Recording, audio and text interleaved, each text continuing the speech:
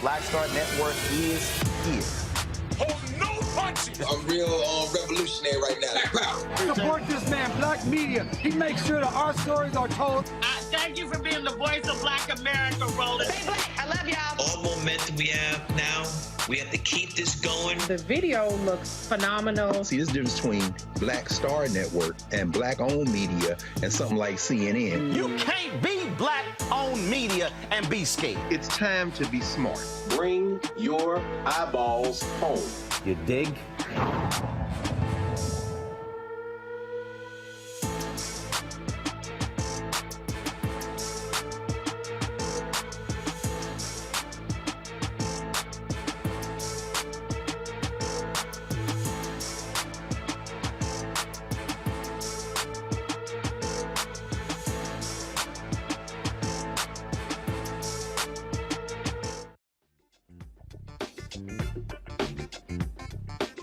Hey folks, today is Wednesday, March 8th, 2023, coming up on Roland Martin Social, streaming live on the Black Star Network. The Department of Justice issues a scathing report on the Louisville Police Department showing a pattern of racism, abhorrent behavior, using of invalid warrants, all this in the wake of the shooting death of Breonna Taylor. We'll talk with the police chief of Louisville about today's report. Also, Mormon Church is a complicated history with African Americans. We'll talk to a black ex-Mormon about the issues that she has faced in the church. Also, a NAACP board member is crying foul against the FCC regarding the Standard General Tegna deal. We'll tell you what Hazel Dukes had to say. That and more. I'm Roland Mark Unfiltered, streaming live on the Black Star Network. Let's go. He's got it. Whatever the miss, he's on it. Whatever it is, he's got the scoop, the fact, the find. And when it breaks, he's right on time and it's rolling. Best believe he's knowing. Putting it down from sports to news to politics. With entertainment just for kicks, he's rolling. It's on go, roll, y'all. It's rolling Martin, yeah. Rolling with rolling now. He's funk, he's fresh, he's real, the best, you know he's rolling Martin now.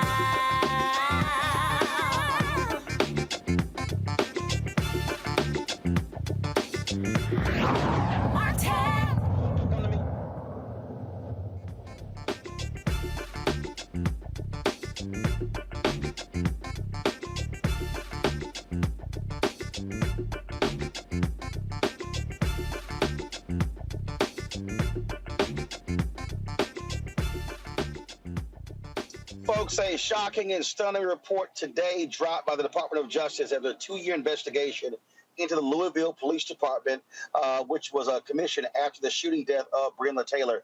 It shows a department, frankly, out of control, use of invalid warrants, how they actually threw drinks at pedestrians from their cars, recorded on cameras, also calling black people monkey and other racial epithets. Folks, and just unbelievable what we heard from the Department of Justice. We'll play some of that a little bit later. But right now, we want to bring in the Interim Police Chief of Louisville, Jacqueline Gwen Villarreal, and glad to have you on the show. It has to be bothersome to you to listen to the Department of Justice stand before the nation and describe shameful and abhorrent behavior from officers in your police department. Yes, Roland. Thank you so much for having me on your show. But yes, it's very disheartening to what we heard today. It has just truly rocked this city, and it has rocked the police department, those who truly value the work that we do every day in serving the citizens of a land for OMPD in Louisville. But for the most part, it's just really disheartening to hear what was in that report today. We oftentimes hear the fraternal order police, the unions commenting and protecting their officers. Have they given any comment after what the DOJ laid out today, which shows just an unbelievable antics by officers in the Louisville Police Department? I haven't heard just immediately just yet any comments from our FOP president or any other union officials. But nonetheless, I'm very hopeful that we can come together and actually come to an agreement where we know and we all want the best department we can. This is some tough times that we're going to be going through. And we're going to need everybody to come to the table and help navigate these uncertain, tumultuous waters that we're in. So I'm going to be expecting the FOP president, I'm be expecting my leadership team and the members of this department, and of course, the administration to truly just come together and as we continue to move forward and deal with what is in front of us, which is truly a shocking report. What is next, though? What do you now convey to officers on the force when you look at this report issued? The conduct cited. Are these officers? Are they still on the force? Are they still walking around with a badge and a gun? And so that's what we have to do. When we do a deeper dive within the report, we will do an analysis to see who do we have still on our force. Does it lead us into an additional investigation concerning those individuals? So we would do our due diligence in that space. But also, too, I want to note within that report, and the DOJ was very clear in this as well, that the vast majority of the officers here on this department are doing it right. And it's just unfortunate that we have a few officers who have decided that they want to taint this badge. And it definitely erodes this profession in a way that just shakes law enforcement across this nation. And so, again, we will do our due diligence to see who do we still have here that was mentioned in that report, and then we will make that necessary adjustment in actually dealing with those individuals.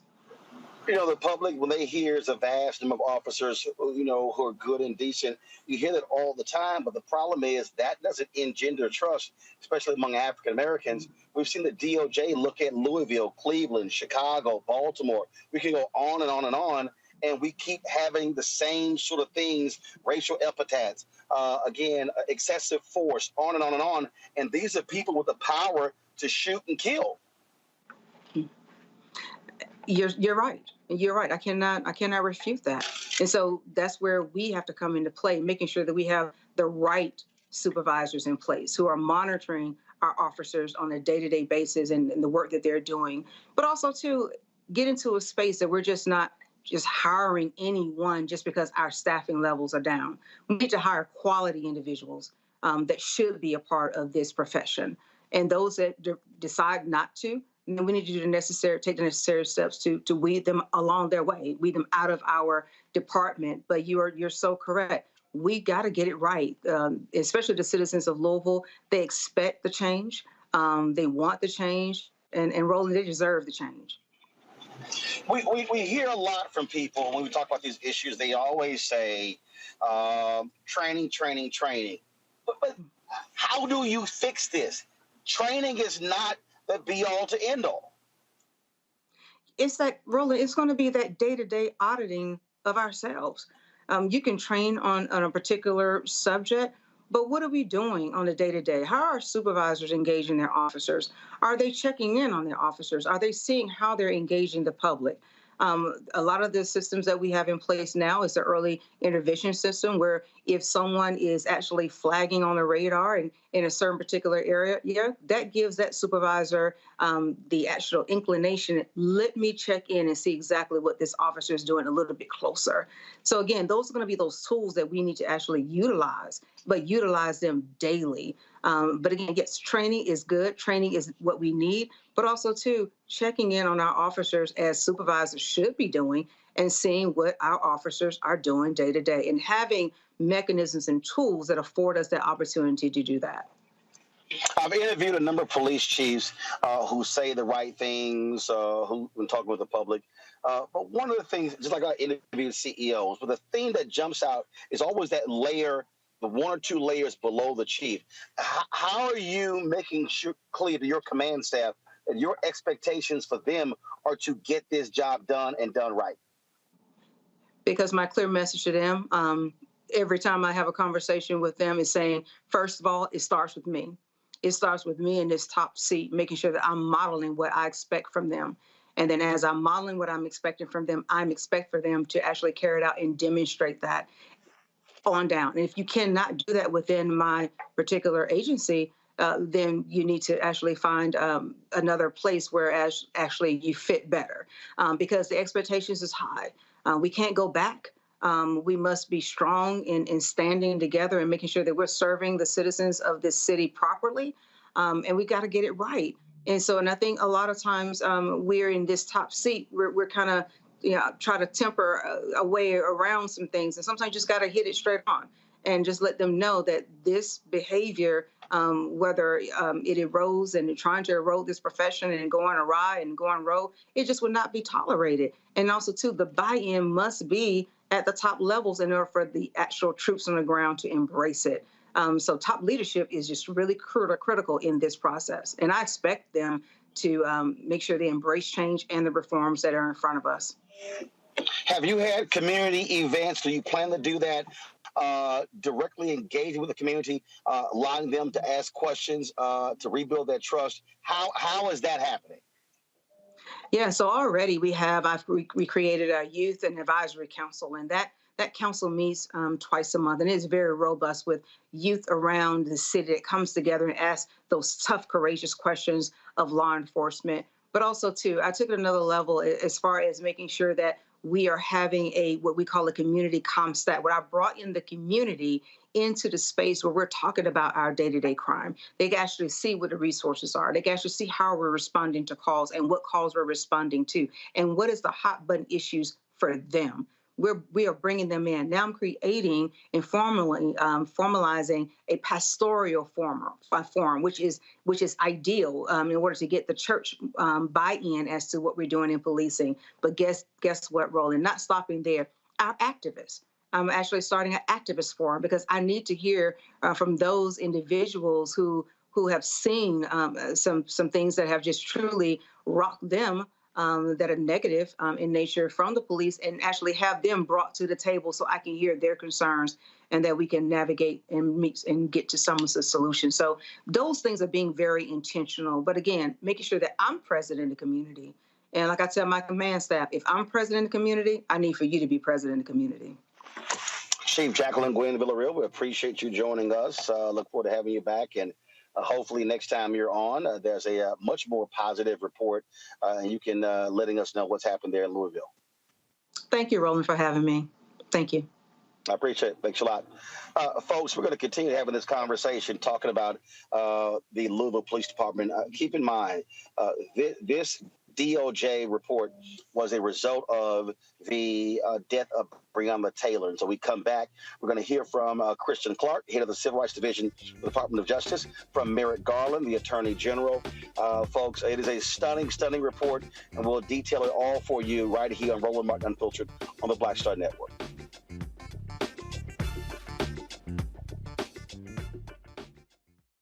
A lot of these corporations or people that are running stuff push black people if they're doing a certain thing. What that does is it creates a butterfly effect of any young kid who, wants to leave any situation they're in, and the only people they see are people that are doing this. So I gotta be a gangster, I gotta shoot, I gotta sell, I gotta do this in order to do it. And it just becomes a cycle. But when someone comes around and is making we don't, they don't want to push it or put money into it. So that's definitely something I'm trying to fix too, is just show there's other avenues. You don't got to be a rapper, you don't got to be a ball player. You can be a country singer, you can be an opera singer, you can be a damn whatever, showing the different avenues. And that is possible, and it's hard for people to realize it's possible until someone does it.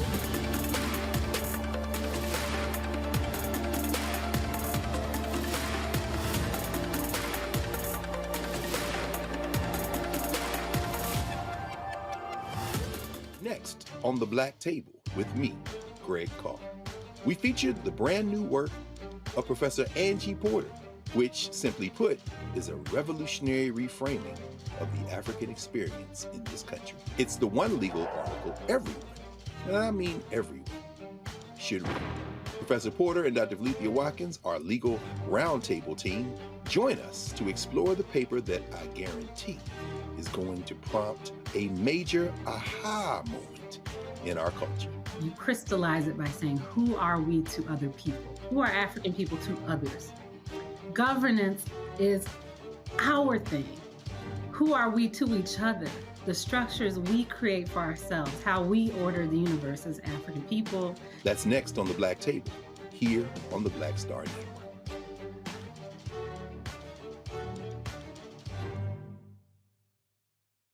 What's up, y'all? I'm Will Packard. Hello, I'm Bishop T.D. What up, Lana Well, and you are watching Roland Martin Unfiltered.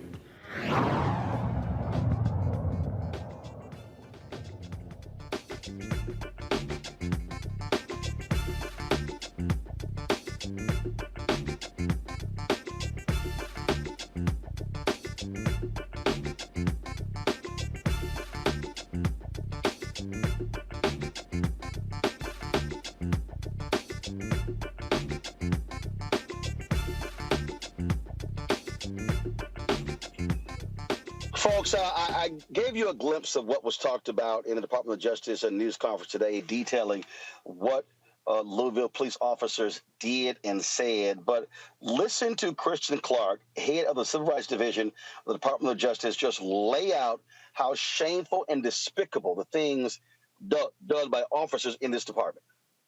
In Louisville deserve constitutional policing. They deserve policing that is fair and non-discriminatory. Our investigation found that the police department and city government failed to adequately protect and serve the people of Louisville, breached the public's trust, and discriminated against Black people through unjustified stops, searches, and arrests. The police used excessive force, subjecting people to unlawful strikes, tasings, and canine bites. The police sought search warrants without justification and carried out no-knock warrants unlawfully, evading the Constitution, defying federal law, and putting ordinary citizens in harm's way. Today marks a new day and a new chapter for the people of Louisville. For the last 2 years, the Justice Department has led an exhaustive investigation in Louisville to determine whether Louisville Metro government and the Louisville Police Department engaged in a pattern or practice of conduct that violated the Constitution or federal law. We left no stone unturned, and we found that LMPD routinely seeks search warrants for residences without establishing legal justification for invading someone's home.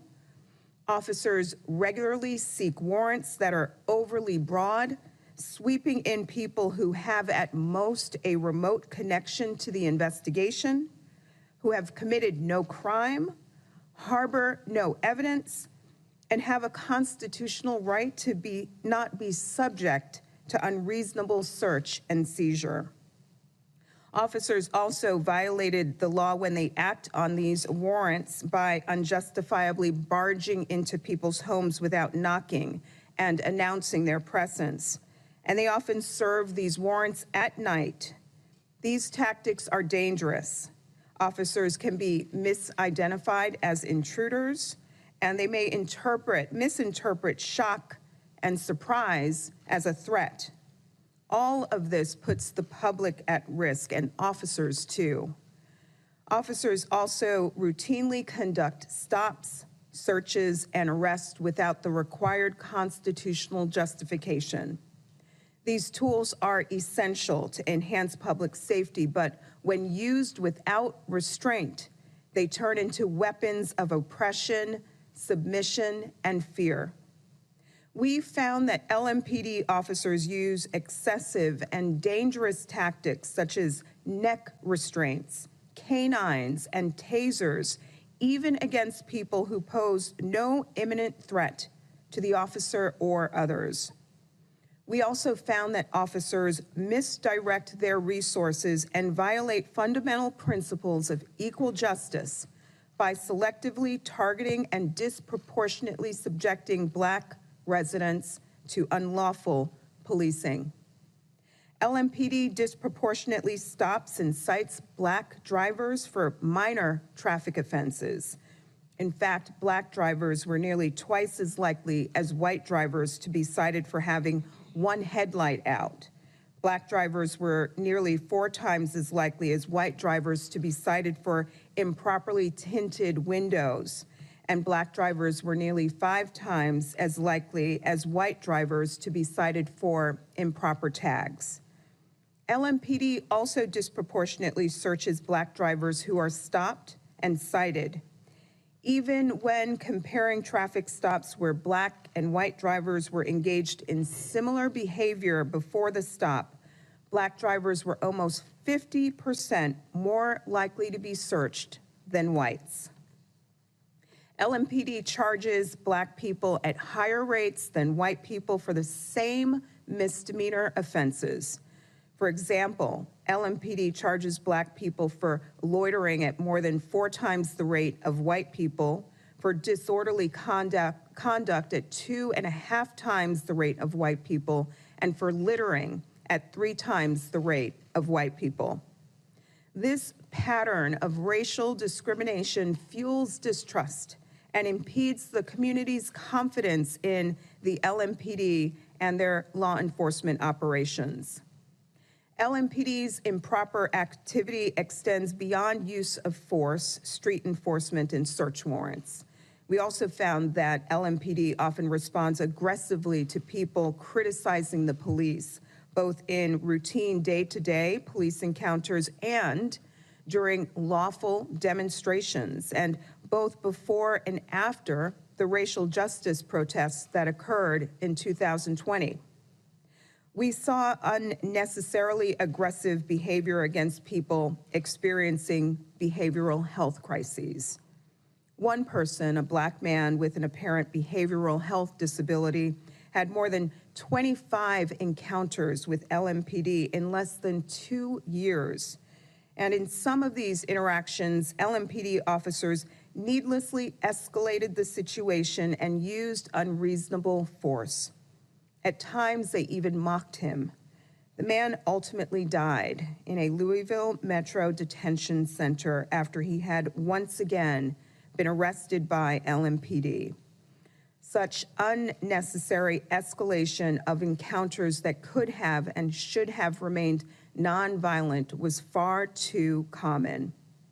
These findings are not based on any one incident or event. They turn on evidence showing long-standing dysfunction at LMPD.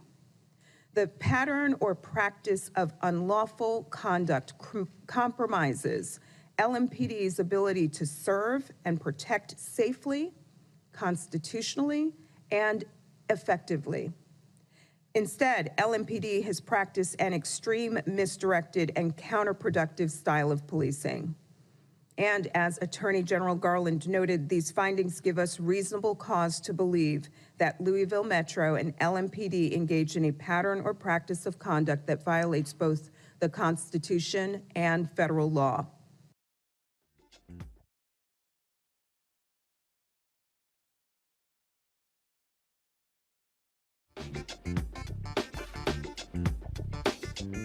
Just kill music, please. Thank you. What we have just heard, folks, is a detailed description of how shameful the Louisville Police Department is. You heard me ask the chief. You ain't heard nothing from the FOP. Now, y'all notice they love running their mouths, defending cops, yet when they come in and lay out these detailed facts, oh my God, they're silent and they're missing in action. That's what cowards do. See, if you want to stand up and shout and defend your cops when something happens, when the shooting happens, why all of a sudden is there a disappearing act when the Department of Justice comes out and lays out numerous facts, numerous details, and folks get real quiet. Joining me right now, folks, is Tammy Hawkins, a member of the City Council there in Louisville, also Tamika Mallory, co-founder of Until Freedom. They were there on the ground.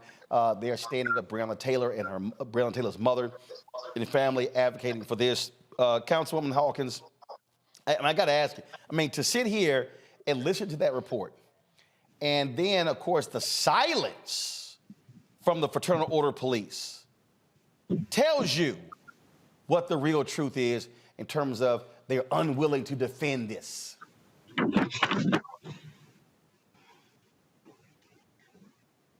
I'll say this, I was there.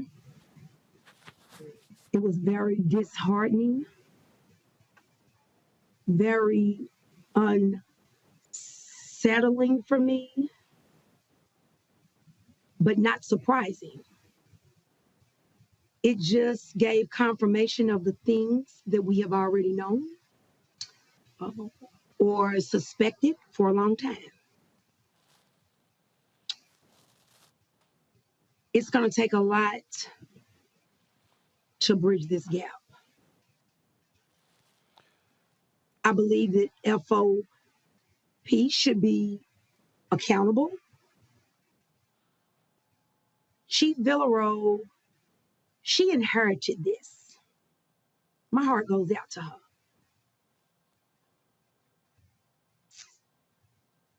The mayor's administration and the mayor, my heart goes out to them. But I'm gonna be very clear. My constituents,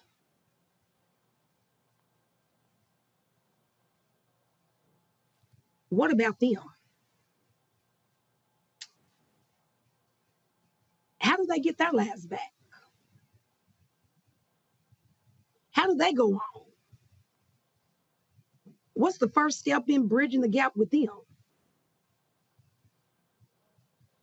You can't unring this bell.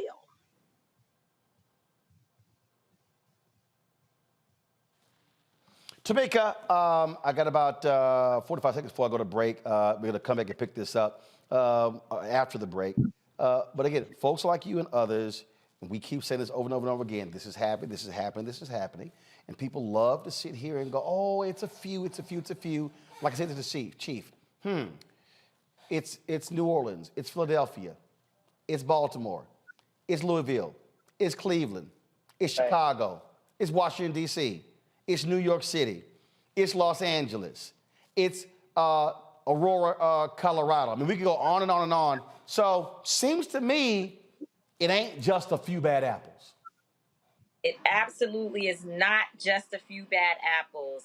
And, you know, I don't know the rules. I have to talk to the lawyers. But it feels like after receiving the type of report and seeing this type of report that is so damning against this police department that we already knew, not surprising information, but to see it in one document, it feels like there should be some type of receivership.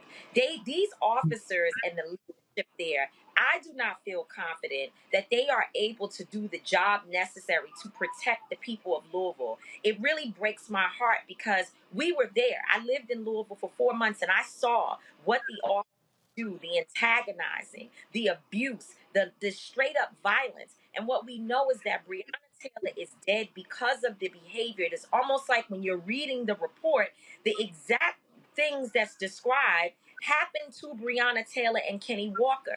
And so it feels like more than just a consent decree. We actually need there to be physical bodies on a daily basis inside of the police department, ensuring that they are stopped because it's out of control. And we knew that already. We've been saying it on your show, Roland, for the last 2 years.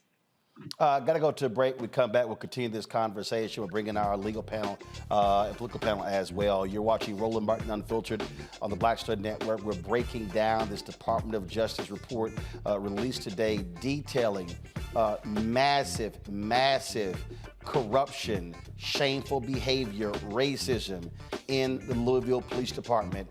You're watching the Black Star Network. Back in a moment. Hatred on the streets, a horrific scene, a white nationalist rally that descended into deadly violence. White people are losing their damn minds. As an angry pro-Trump mob storms the U.S. Capitol, we're about to see the rise of what I call white minority resistance. We have seen white folks in this country who simply cannot tolerate black folks voting. I think what we're seeing is the inevitable result of violent denial. This is part of American history. Every time that people of color have made progress, whether real or symbolic, there has been what Carol Anderson at Emory University calls white rage as a backlash. This is the rise of the Proud Boys and the Boogaloo Boys. America, there's going to be more of this. Here's all the Proud Boys, guys. This country is getting increasingly racist in its behaviors and its attitudes because of the fear of white people. The fear that they're taking our jobs, they're taking our resources, they're taking our women. This is white fear.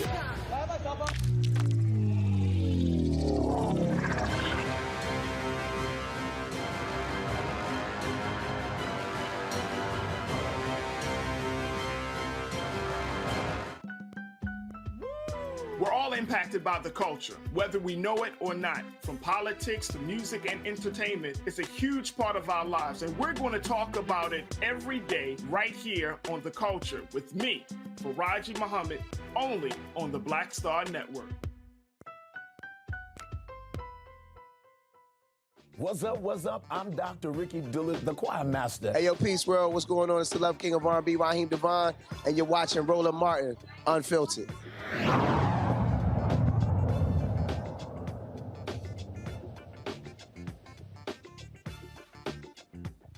All right, folks, welcome back to Roland Martin Unfiltered. We're talking about this DOJ report on Louisville. Our guest, Councilwoman Tammy Hawkins, also Tamika Mallory. Councilwoman Tammy Hawkins of Louisville, and also Tamika Mallory, co-founder of Until Freedom. Councilwoman, now that this report has been issued, what does the council do next? Well, let me be clear with this. The mayor's, the police department is under the mayor's office, not Metro Council. I believe after reading that the mayor met with the FOP and I believe it was a closed session. I think things like that starts the mistrust. I'm one that will hold everybody's feet to the fire. I'm a voice for my constituents. And I put my pants on the same way they do. But hold on, but you say the police department is under the mayor's control. Look, I cover city council in Fort Worth. I cover county government in Austin. Is there a city council committee that deals with police and fire? Yes. Government accountability and public safety. Okay. Well, can that committee call the head of the FOP to testify before the committee about what's happening in the police department? Definitely. Absolutely. Will that happen? Yes, I promise you. Yeah. I'll make sure to that. Tamika, you want to jump in there? Yeah, I mean, thank you so much, and I'm excited to hear our sister, the councilwoman, talk about this, because oftentimes when we were in Louisville, some of the council members, too many of the council members, were not present, and I just have to be very honest about that because it is the truth. It was a major fight to be able to move legislators from top to bottom within the Kentucky community, in the Louisville community, and Kentucky in general, to support the protesters. And I think this report is going to help us to be able to get more people to understand that what we were talking about is real. And so your question today, Roland, is so important. What steps will be taken by every single governing body within the city of Louisville to fight this? It's going to take more than the mayor's office. The mayor also needs to have some oversight, because we already know that we've had mayors, as you said, across this country. We've got mayors, we've got police chiefs, we've got all of that, and they still need a loud voice that is willing to go up against them and to ensure that their feet are in the fire every single day. This can't be a softball issue. As the councilwoman was saying earlier, the constituents have felt the brunt of this for far too long. And right now, what we need are people who are going to be radical, they're going to be powerful, and they are not going to be afraid because of their election or whatever it is whatever resources they expect to be out there challenging those people who are in positions of power, who have either allowed this to happen or have an ability at this point to change it. They need to be pushed. Councilwoman, my last question for you. What will it take for this police department to engender trust from the community? Can this chief do it? I'm going to be clear. This was laid in a Black woman's hand.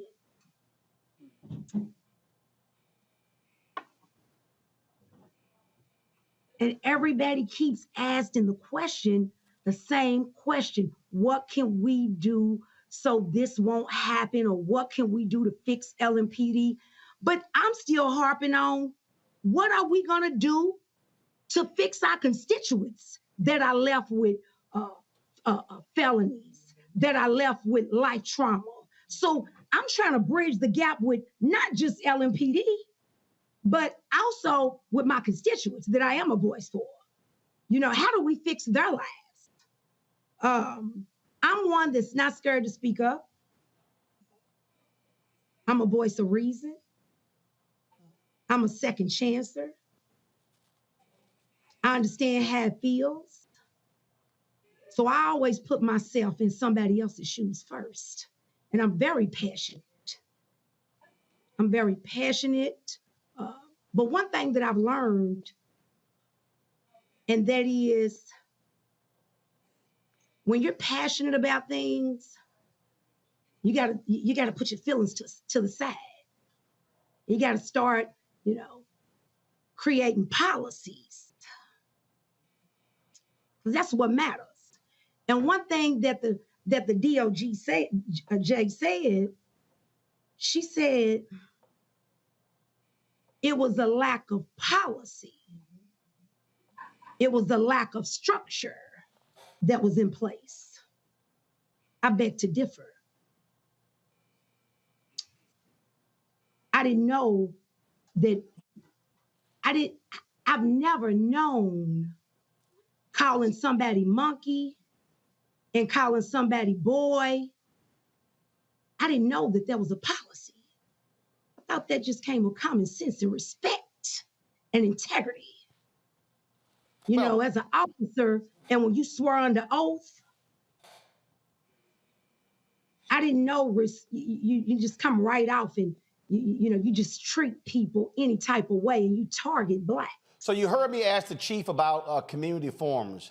Have you been holding those? Are you holding them on a monthly basis? Are folks seeing you and other electeds out there? Are you out there with the chief? Are you also going to say, hey, have your command staff out here? Are y'all going to say, Mayor, you should be doing this as well? I'm going to say this, and I don't sugarcoat anything. For District 1, it impacted my district.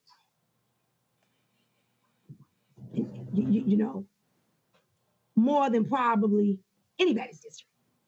The West End is my district. But have there been those forums? You heard me ask the chief that. Oh, yeah. Hold on. Yeah, definitely. For District 1. And me, District 1, Tammy Hawkins, I hold the new mayor accountable. I do. He'll be a Southwick Saturday. But I can't speak for anybody else. Let me ask Tamika this. Tamika, y'all were on the ground there for quite some time. Were y'all getting cooperation from council members, from elected officials to make changes?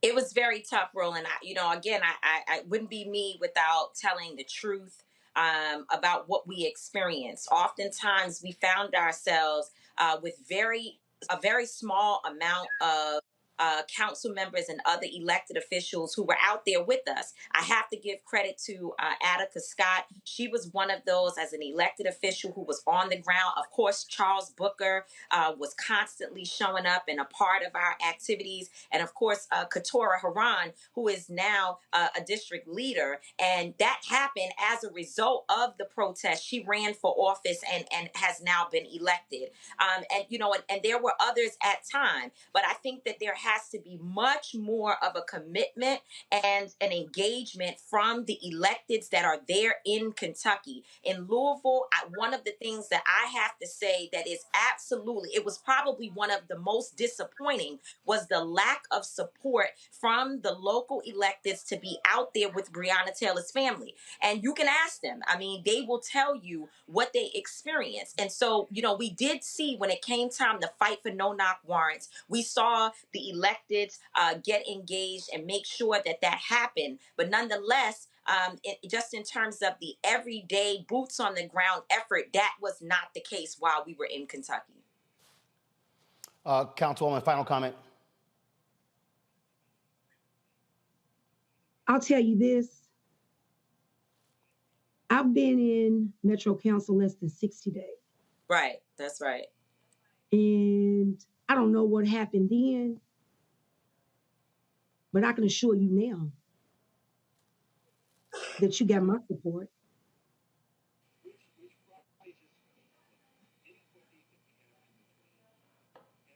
All right. I would say that Tamika, go ahead. Final comment. I want to make sure, because one thing we, want to be honest about and be open, of course, and be transparent. That's the word I'm looking for. We also want to acknowledge that Ms. Hawkins is new. And so I want to make sure that we say that today And I'm hoping that the energy that I feel here from you this evening, Councilwoman, is energy that you will bring to the ground. And so certainly we have to give you that. I'm talking about colleagues that have been there for a long time, and perhaps what they need are more of people like you who will be there knocking on doors and asking them to hit the streets. The people are there. As you know, on any given day, you can find the movement at the square, at Injustice Square Park, where they gather and sometimes even sleep out there overnight to fight for Breonna. So it's not hard to get involved in the movement. What we need is people like you to be committed. All right, then. I want to thank both of you for being with us. Look, we cover these stories all the time, and we're certainly not going to stop. Councilwoman Hawkins, thanks a lot. Tamika, Mallory. Thank you. Well. Thanks for having me. And we'll be in touch. All right. Or she'll be in touch with my office. All right. Thank you. Thank you very much.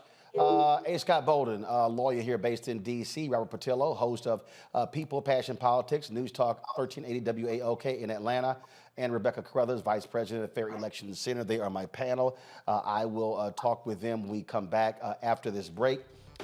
In just a moment. Folks, don't forget, you can, of course, download our app, Black Star Network app, Apple phone, Android phone, Apple TV, Android TV, Roku, Amazon Fire TV, Xbox One, Samsung Smart TV. Also, you can watch us on Amazon News. And you simply go to the Amazon Fire TV app. Being our 24-hour streaming channel is right there on the network. And so, and don't forget to get a copy of my book, White Fear, How the Browning of America is Making White Folks Lose Their Minds. Available bookstores nationwide. Download it on Audible. We'll be right back. When you talk about blackness and what happens in black culture, we're about covering these things that matter to us, speaking to our issues and concerns. This is a genuine people-powered movement. There's a lot of stuff that we're not getting. You get it, and you spread the word. We wish to plead our own cause. Too long have others spoken for us. We cannot tell our own story if we can't pay for it. This is about covering us. Invest in black-owned media. Your dollars matter. We don't have to keep asking them to cover our stuff. So please support us in what we do, folks. We want to hit 2,000 people, $50 this month, raise $100,000. We're behind $100,000, so we want to hit that. Y'all money makes this possible. Check some money orders. Go to P.O. Box 57196, Washington, D.C. 20037-0196. The Cash App is $RM Unfiltered. PayPal is R Martin Unfiltered. Venmo is RM Unfiltered. Zelle is Roland at RolandSMartin.com.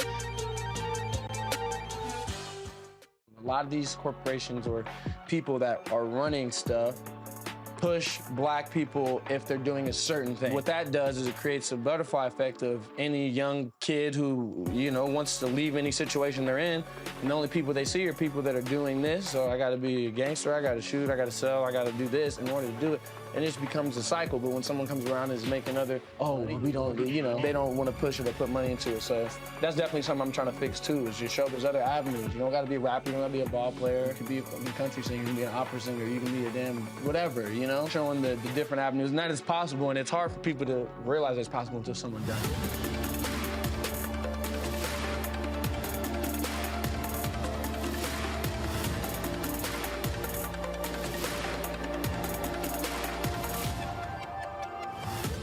Hi, I'm Vivian Green. Hey everybody, this is your man Fred Hammond, and you're watching Roland Martin, my man, Unfiltered.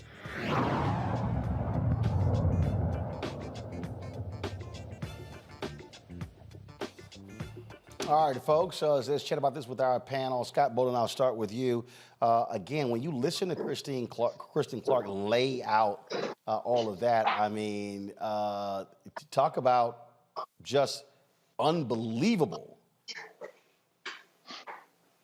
Yeah, this is the beginning, not the end. I want your listening audience to know that. That is a scathing report, almost as if the LMPD operates as a criminal enterprise. We're the indictments, or I expect indictments to flow. One thing from this report, one thing you did not talk about, there were some allegations in there about sexually abusing arrestees and members of the public, if I read it correctly. Where are the criminal indictments that are going to flow from this. Are these people under investigation? I was surprised to hear that the chief did not know whether these people were still in her department or not, or still under investigation or relieved of any duty. You know, when DOJ goes in, they're working with senior management of the police department. They know who the bad actors are because they have to know if they're going to write the report. And so that was a bit underwhelming. At the same time, the community, it was interesting, the council member said, hey, my community is suffering as a result of those bad arrests and bad searches and dog bites and what have you. I was thinking that community in District 1 needs a race and truth reconciliation meeting or commission in each district to talk about this report and to have the police and the police union and members of the police force there along with the mayor and other elected officials. Because there's healing that needs to take place on both sides. But the way you clean up this department, I don't know whether policy-wise they have receiverships for departments, but the way you clean this up is that you eliminate the worst apples first, then the next worst, and the next worst. And then I'll leave you with this. I don't want to hear that the majority of the police department in this police department makes sense or they do the right thing. They know the bad apples. They know the bad conduct. And if they don't report it, if they lie about it or they tolerate it, they are no better than the bad actors. I'm sorry. It's a bottom line proposition, and it never stops being that in law enforcement. Robert. I think that this is the time that we have to take this seriously. Finally, it can no longer be a city by city, issue by issue, whack-a-mole situation when it comes to addressing these issues of police brutality and racism. When it comes to law enforcement, we need to call on the Senate Judiciary Committee chairperson Dick Durbin to hold hearings with regard to this report, and also for the White House to finance and commission through the Department of Justice an audit of every major city police department in this country. We need to have this type of report that we have in the Breonna Taylor case in every major city, because any of us who have practiced criminal law know that in almost every major city you will find a very similar report, whether it's the Red Dog Unit in Atlanta, the Scorpion Unit in Memphis, or hundreds of others across the country, human rights abuses in the city of Chicago. And unless we are willing to put our money where our mouth is, finance the types of reports and information needed to gather that analytical data, and then hold hearings where we bring these major city police chiefs before the Senate Judiciary Committee and force them to answer tough questions, and then have the Senate vote on true police reform legislation, not just the George Floyd Justice and Policing Act, because we all knew before that was even suggested that was not strong enough for what we were fighting against. Not just the Tim Scott Justice Act, we knew that wasn't strong enough for what we're fighting against. We need new transformational police reform legislation in this country. We are still operating in a mid-19th century rubric when it comes to policing. We still see police very much in the same vein as the slave catchers did in the 1830s and 1840s when many of these major police departments were created. If we truly want to have judicial accountability, if we truly want to have trust in communities when it comes to law enforcement, if we are really serious about fighting crime and tamping down on what they call the crime wave that's happened the last couple of years, Dick Durbin, the Senate Judiciary Committee chair, needs to call for hearings on these issues, and the president and the attorney general need to finance and put forth a call to have every major police department audited the same way they did Louisville, and we will see what happens. But it's time to make real change, not just talking, not just press conferences. Let's see the rubber hit the road. Rebecca, for all of the people out there who, I don't really see, where's Senator Tim Scott today? Why is he so quiet today? The man who stopped the George Floyd Justice and Policing Act from moving forward. He's quiet because he doesn't have a solution. I do want to point out that this current police chief is actually new and became interim police chief on January 2nd, 2023. So she's been on the job for just about 2 months. So I can understand why she wouldn't be as knowledgeable about which officers are or are not still involved with Louisville Metropolitan Police Department. But I do have some questions with the Department of Justice. The Department of Justice, yes, they did this report, but they still have a civil side and they have a criminal side. Why wasn't there an announcement of criminal prosecution, which the Department of Justice can do to start prosecuting these bad police officers within the Louisville Police Department?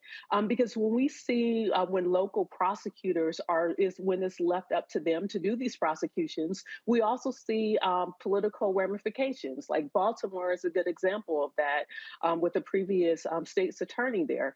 So, I really want to see Department of Justice do more. I want to see them lead on this. I want to see them do prosecution. And to the council member's point, there has to be some type of restitution. If we know that there was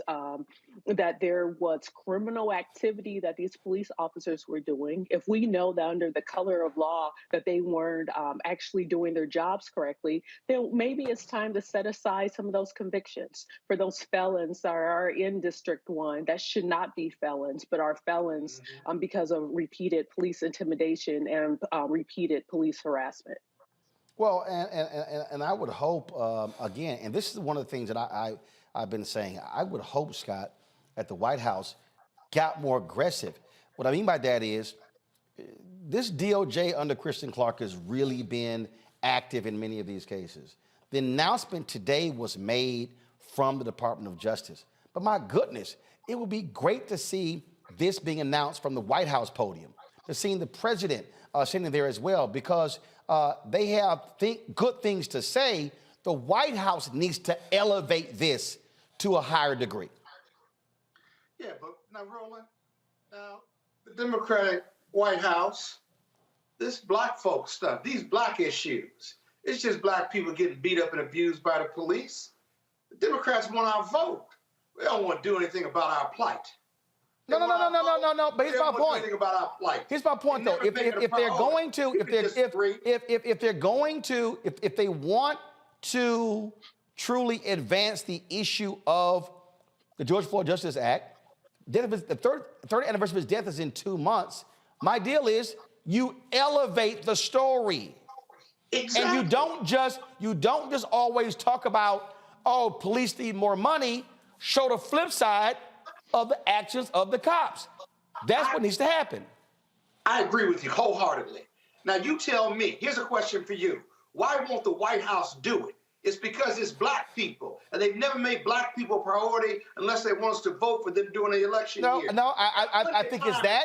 No, you asked the question. No, you asked the question, I'm gonna ask the question. It's also because Democrats want to play this game of, oh, we don't want to say anything negative about cops because these white folks out here are yelling crime, crime, crime. It's going to be a major issue. And my whole deal is, guess what? You could try to get those white folks vote all you want to, but you're going to need the votes of black folks, Latinos, and others who've been impacted by awful policing. That's who we deliver to the Democratic Party. The majority of white America hasn't voted for a Democratic president since Lyndon Baines Johnson, and they just refuse to accept that data. The white, poor, working class white people of America who love Trump, they are enamored, obsessed with getting them back, because the idea that they rely on black people and brown people and gay voters just drives them crazy, because they will not accept that that is who America is. Even in 2043, it's 2023 right now. That's who America is, and they won't do it. And they've had every opportunity to do it, and they will go with race-neutral legislation that helps everybody before they take on that black issue. I don't know what their problem is. I do know what their problem is. They don't value black people. So, and by the way, one other point. They need to do a report on every prison in every state, too. Well, the same thing. It's corrupt from top to bottom. I got you. Hold on one second. Merrick Garland, again, talked about the violation of the Constitution in Louisville. Watch this. The department has concluded that there is reasonable cause to believe that Louisville Metro and LMPD engaged in a pattern or practice of conduct that violates the First and Fourth Amendments of the Constitution. There is also reasonable cause to believe that they engage in conduct that violates Title VI of the Civil Rights Act of 1964, the Safe Streets Act, and the Americans with Disabilities Act. Specifically, the report finds that LMPD uses excessive force, including unjustified neck restraints and the unreasonable use of police dogs and tasers, conducts searches based on invalid warrants, unlawfully executes warrants without knocking and announcing, unlawfully stops, searches, detains, and arrests people, unlawfully discriminates against black people in enforcement activities, violates the rights of people engaged in protected speech critical of policing, and, along with Louisville Metro, discriminates against people with behavioral health disabilities when responding to them in crisis. The Justice Department has also identified deficiencies in LMPD's response to and investigation of domestic violence and sexual assault. LMPD has relied heavily on pretextual traffic stops in black neighborhoods. In these stops, officers use the pretense of making a stop for a minor traffic offense in order to investigate for other crimes. Some officers have demonstrated disrespect for the people they are sworn to protect. Some have videotaped themselves throwing drinks at pedestrians from their cars, insulted people with disabilities, and called black people monkeys, animal, and boy. This conduct is unacceptable. It is heartbreaking. It erodes the community trust necessary for effective policing, and it is an affront to the vast majority of officers who put their lives on the line every day to serve Louisville with honor. Folks, with all of that, some folk need to be under arrest. All those constitutional violations. Got to go to a break. We'll be back on Roland Martin Unfiltered on the Black Star Network. If you're watching on YouTube, hit the like button. Facebook, hit the share button. Also, appreciate your comments on our OTT app as well. Don't forget, support us in what we do. Your dollars make it possible for us to do what we do. Cover the kind of news that no one else is talking about. Send your check and money orders to P.O. Box 57196, Washington, D.C. 20037. That's 0196. Cash App, $ RM Unfiltered. PayPal, R Martin Unfiltered. Venmo is RM Unfiltered. Zelle, Roland at RolandSMartin.com. Roland at RolandMartinUnfiltered.com. We'll be right back. On the next Get Wealthy with me, Deborah Owens, America's Wealth Coach, we've seen the headline. Major tech companies laying off. Google, Facebook, Twitter, just to name a few, and tens of thousands have been laid off as a result. On the next Get Wealthy, we take a look at what it means to recession-proof your career in tech.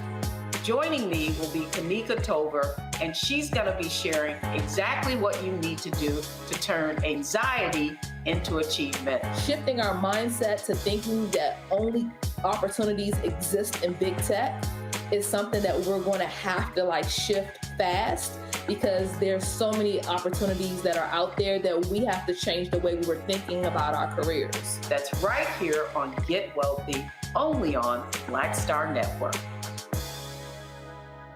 Hi, I'm Dr. Jackie Hood Martin, and I have a question for you. Ever feel as if your life is teetering and the weight and pressure of the world is consistently on your shoulders? Well, let me tell you, living a balanced life isn't easy. Join me each Tuesday on Black Star Network for A Balanced Life with Dr. Jackie. We'll laugh together, cry together, pull ourselves together, and cheer each other on. So join me for new shows each Tuesday on Black Star Network, A Balanced Life with Dr. Jackie.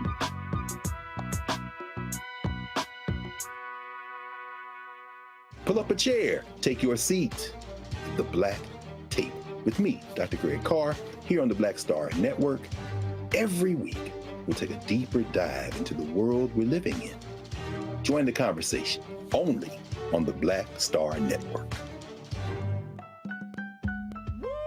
We're all impacted by the culture, whether we know it or not. From politics to music and entertainment, it's a huge part of our lives, and we're going to talk about it every day right here on The Culture with me, Faraji Muhammad, only on the Black Star Network.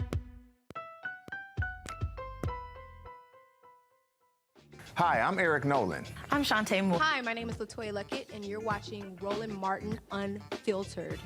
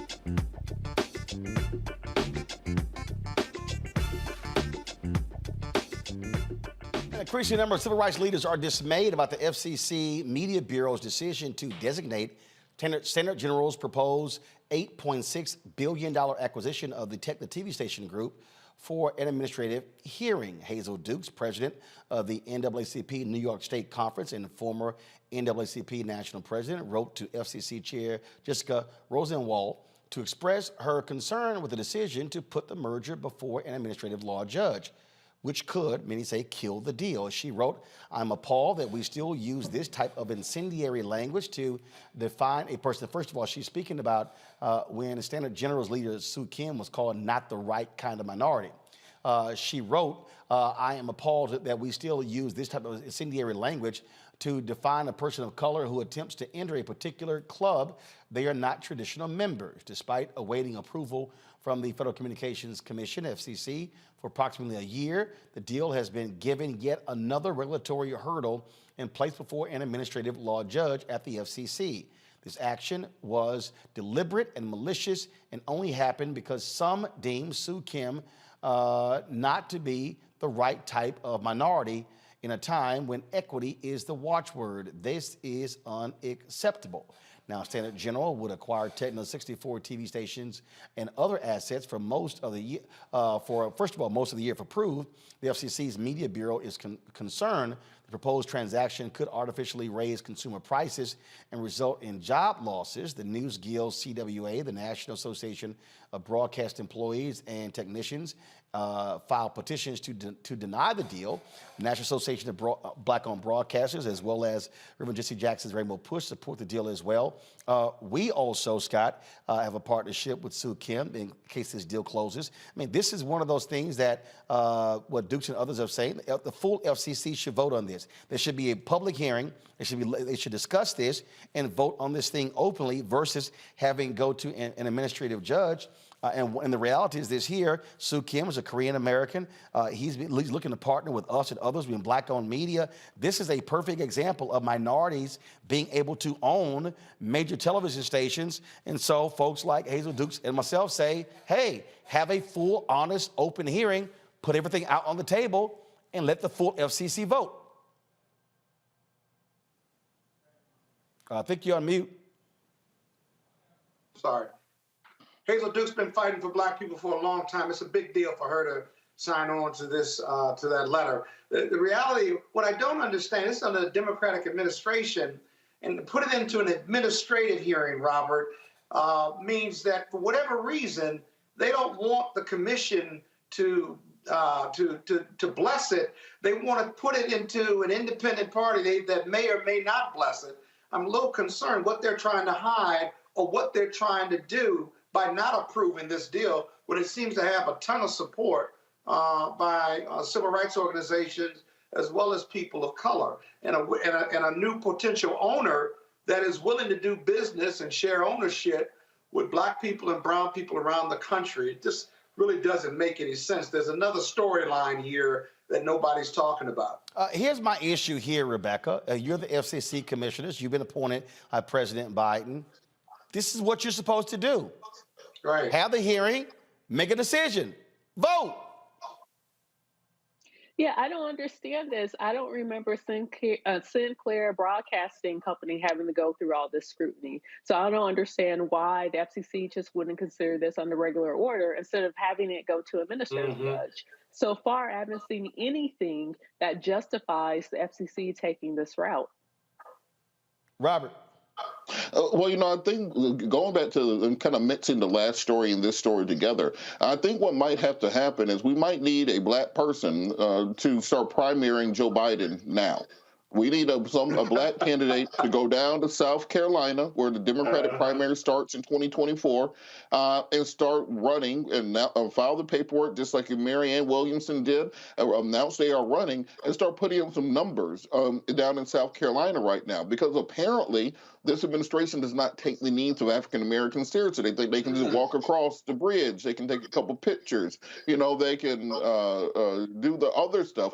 But when it comes down to the nitty gritty of actually serving your constituency, for some reason that seems to fall off. So apparently nobody's going to pay attention until you have a primary challenger, financial opportunity to take votes away from the sitting president. I think that's when all of a sudden you see these things are opening up. We're seeing that on the Republican side of the aisle, where you're having people who are openly challenging President Trump, and they're dragging him further and further, even more extreme than Trump was in the first place. He's having to get more extreme to catch up with the people in his base so he doesn't get left behind. So if 20 Republicans in the House can drag the entire Republican Party to their side of the issue, I don't see why African Americans, being the, as they always say, the backbone of the Democratic Party, the most important base. We grew up in the black community. I was raised in the black church. Have the FCC vote on this. Have the Department of Justice and have the Senate Judiciary Committee investigate police brutality, investigate abuse in prisons. Those things can be done on the administrative level. They do not require Republicans. You can't say MAGA Republicans are blocking it from taking place. You can't say this is the fault of Marjorie Taylor Greene and the MAGAs and the Tea Party, etc. These are Democrats not taking black people seriously, so they're not going to take you seriously.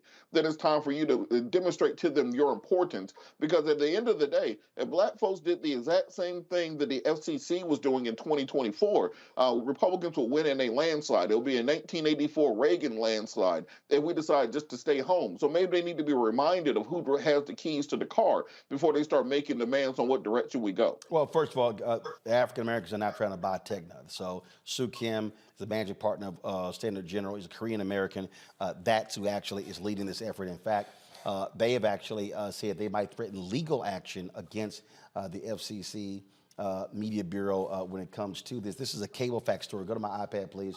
On Friday, they filed a motion requesting that the ALJ certify to the full commission an immediate application for review of the Bureau's hearing designation order. If the ALJ doesn't act on the motion, the companies intend to file for relief directly with the FCC on March 17th, and if necessary, seek judicial review. The Media Bureau's decision to issue the HDO is not just tantamount to denying the transaction at issue in this proceeding without having to reach a decision on the merits. It is absolutely a denial without due process.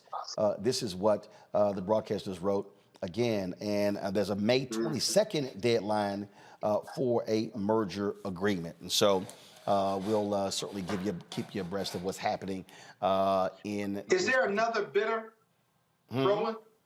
Is there another bidder? Well, well, the folks at Tegna have already accepted the offer from Standard General. There were others who were trying to bid on it. They accepted their bid, and so that's what's going on. And now, of course, there are others out there who obviously would not want to see this go through because they want to buy it themselves. So yeah. Look behind that statement of yours, because that's what's going on too. I got you.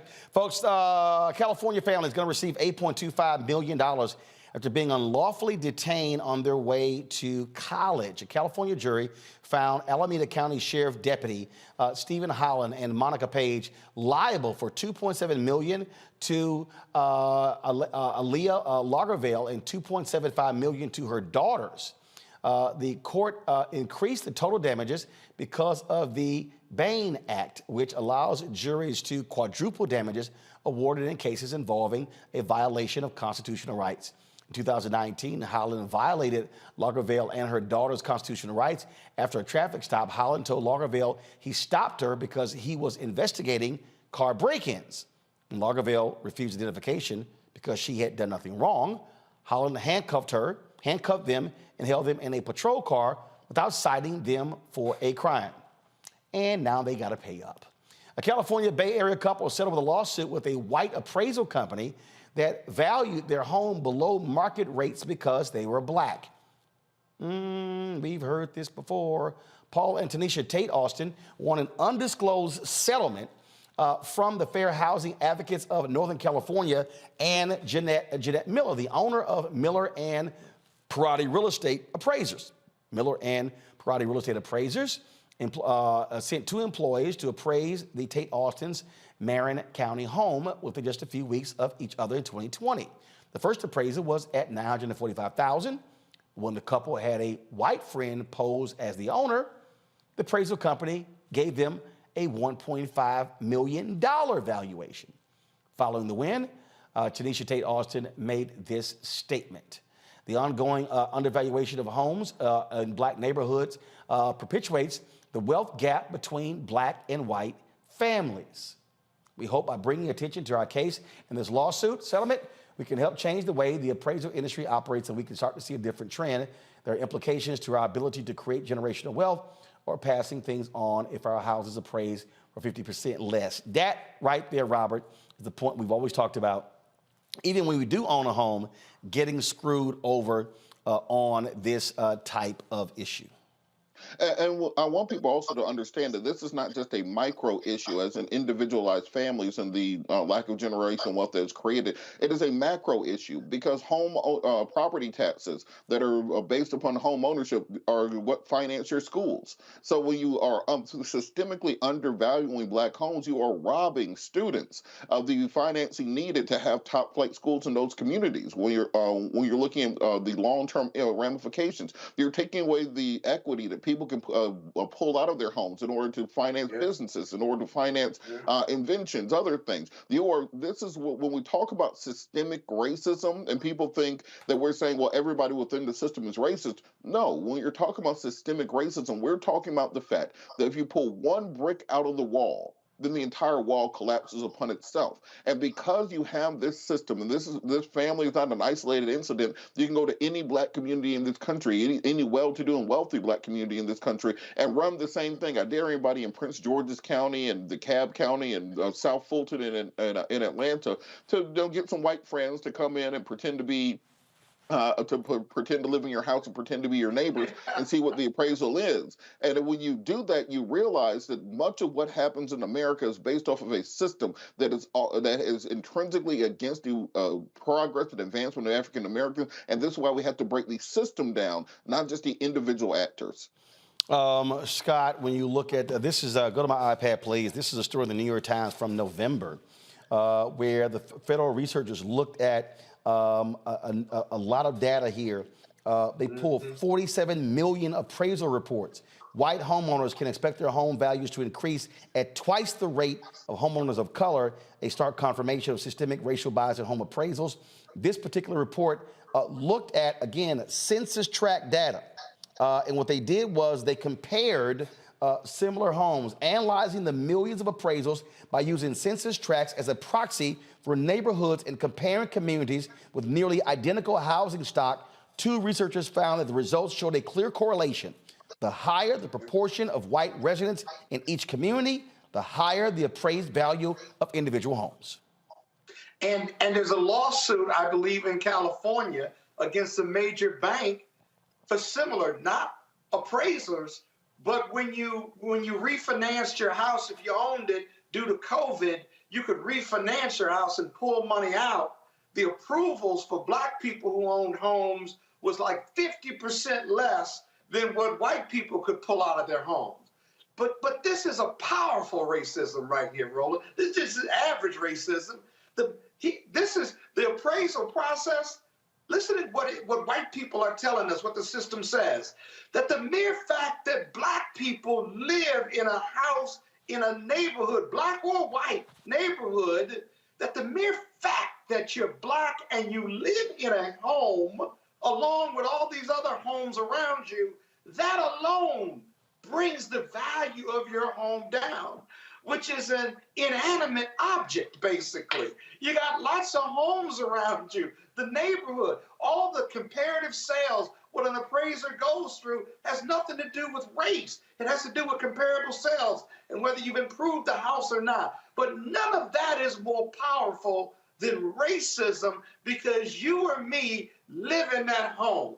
That is incredible. That's incredible. And I bet you they settled that case for $500,000. I bet you they did, because that was the gap between black folks and the white lady that came in and put her pictures up and stuff. They staged this. It was really clever on their part. And not knowing what the result would be, booyah, came back $500,000 more. That's racism in its purest form and pure evidence. The thing that's quite interesting, I had a debate with conservative Patrick Bet David, Rebecca. He calls himself an independent. He's not. He was giving me nothing but right-wing MAGA talking points. And he tried to suggest that I was a victim. And the thing that was hilarious is that when I pull up this data discussing systemic racism, he goes, well, I just don't believe it. And I'm going, oh, so you just want to just easily dismiss it. And I'm going, they pulled 47 million reports, but you're like, no, like, I don't want to believe it. I mean, this is the issue that we have where even when you show these folks the proof, they don't want to believe it. Mm-hmm. Well, there are a lot of people who are uncomfortable with dealing with what systemic racism is. Instead, they want to talk about it on a micro level and say, well, personally, I've never experienced anything like that. Or I know some good white people, so therefore we don't have these issues in this country. But here's the thing. This is the other reason to support reparations in this country, because reparations isn't just about being a descendant of American slavery, but it's also about the fact that we're still dealing with economic consequences by the sheer fact that we're Black in this country. So those things need to be addressed.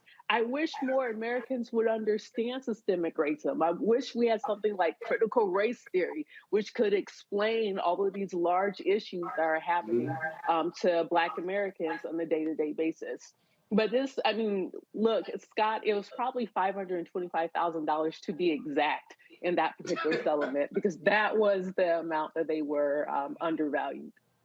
Well, if I could find y'all the part in this video where I just started schooling homeboy on the data. It was so funny how Patrick just like, oh my God, I just don't believe it. I just don't believe it. If y'all want to see for yourself, racism exists. It really was pretty embarrassing, y'all, to have to sit here and school homie on the real deal of systemic racism in housing. And his whole deal was like, well, why Democrats run these cities where crime is high? And I keep saying, fool, if you want to deal with crime in America, you better look at poverty and education. It just don't happen by happenstance.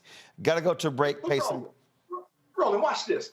Why do white people want to school Black people on what racism is? Easy, because when they are the least qualified because they've never been victimized by because racism. they want to deny it actually exists. That's why. But Jason, no. First of all, hold up. I'm gonna deal with that when we come back as well. Deal with the issue of racism in the Mormon Church. Yeah. Wait till we break this down for you. You're watching Roland Martin Unfiltered on the Black Star Network.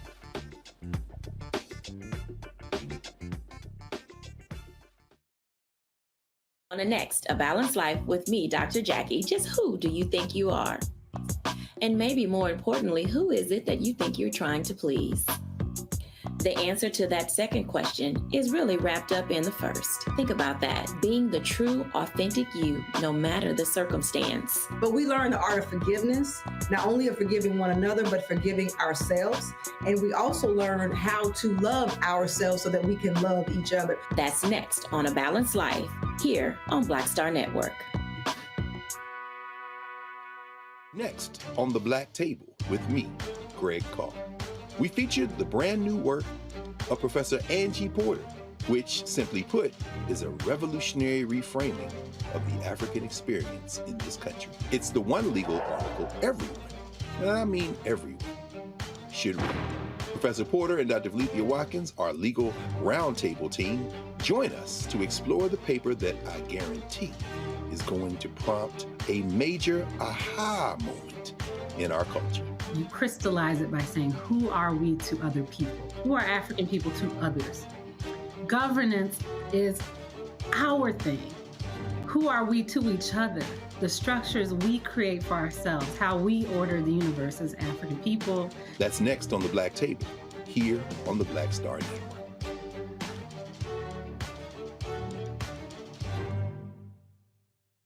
Hello, everyone. It's Kiara Sheard. Hey, I'm Taj. I'm Coco. And I'm Lily. And we're SWV. What's up, y'all? It's Ryan Destiny, and you're watching Roland Martin Unfiltered.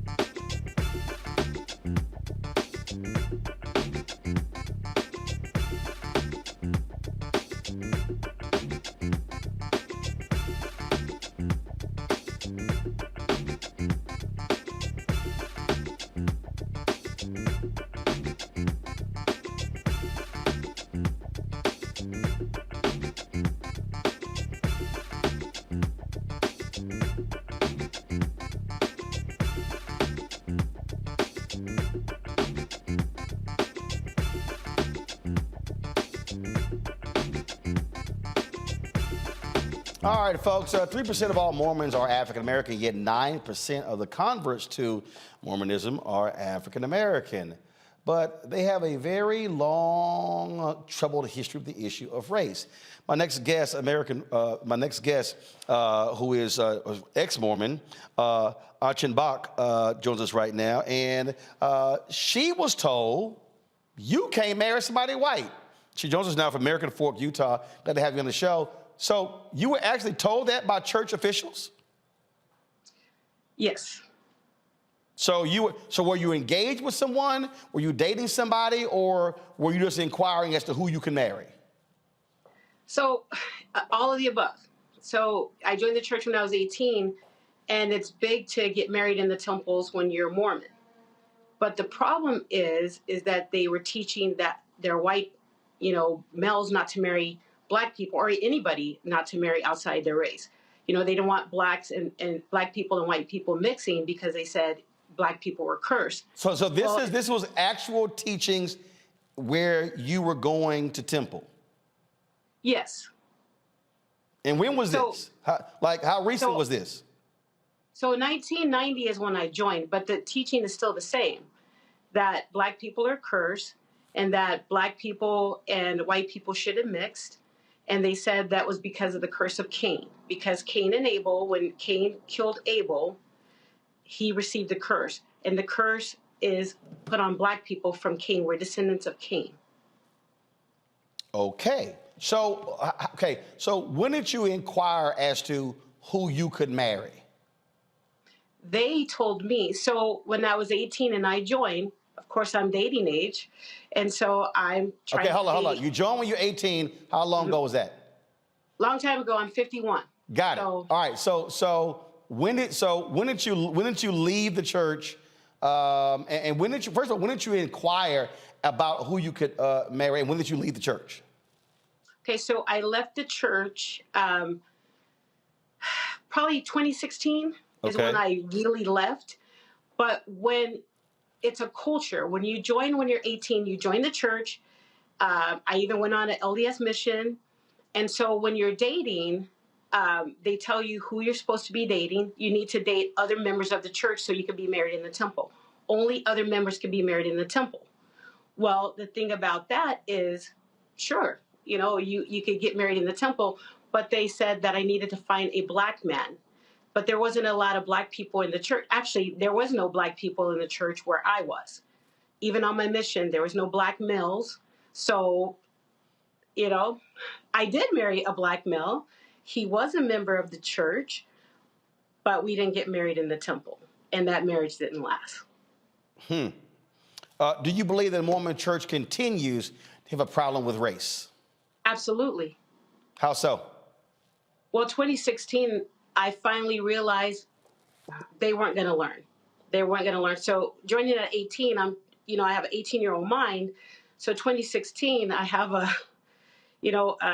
different mind. And so when President Trump became president, then I was able to see really for sure how people really thought. A lot of things were said to my face, but not as strong as it was in 2016. They didn't care.